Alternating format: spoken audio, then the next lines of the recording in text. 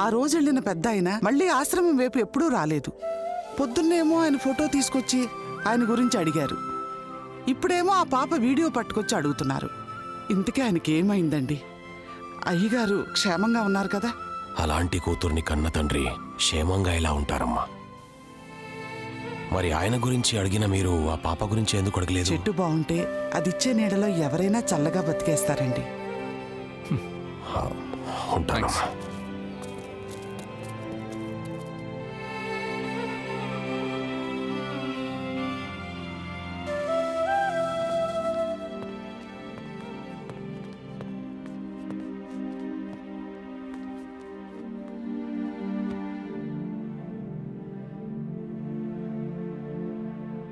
ఏంటి బేటా,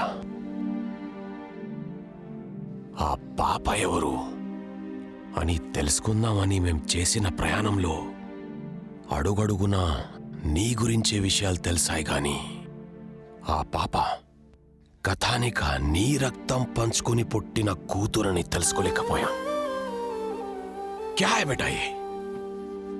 9 మాసాలు మోసి నీ ప్రాణం పనంగా పెట్టి నీ ఊపిరితో ఊపిరి పోసి ఆ పసికన్నను చెత్తగుండిలో పడేశా.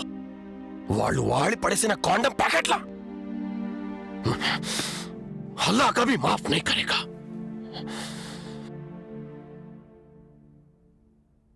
ప్రతి మనిషి తప్పు చేస్తారు. వాటిని సరిదిద్దుకునే అవకాశం ఉంటుంది. ఎందుకంటే అవి తప్పులు, కానీ నేను చేసినవి పాపాలు. నాకు ఇంకో ఆప్షన్ లేదు. చేసి నీకు సూసైడ్ చేసుకునే అవకాశం నేను ఎందుకు ఇస్తాను? Sir Bachchi sir Rama.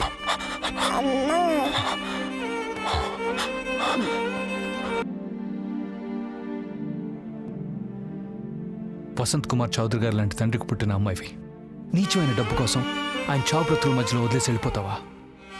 ఆయన దృష్టిలో అప్పుడే కూతురులా చచ్చిపోయావు. ప్రేమ పేరుతో ఇదిగో నీ అందాన్ని ఎరగా వేసి అది డబ్బు కోసమే డబ్బున్న ప్రతి ఒక్కరిని ప్రేమించానని మోసం చేశావు. ఆ అబ్బాయిల దృష్టిలో ఒక అమ్మాయికి అప్పుడే చచ్చిపోయావు. జే, నిన్ను గుడ్డిగా ప్రేమించి పెళ్లి చేసుకున్న భర్త వాడిని నీ చేతితో చంపేశావు. ఒక భర్త దృష్టిలో ఒక భార్యగా అప్పుడే చచ్చిపోయావు. చా హరి, 9 మాసాలు మోసి ఒక చిన్న ప్రాణాన్ని ప్రపంచానికి అందించానని గర్వంతో ఆనందపడేదమ్మా.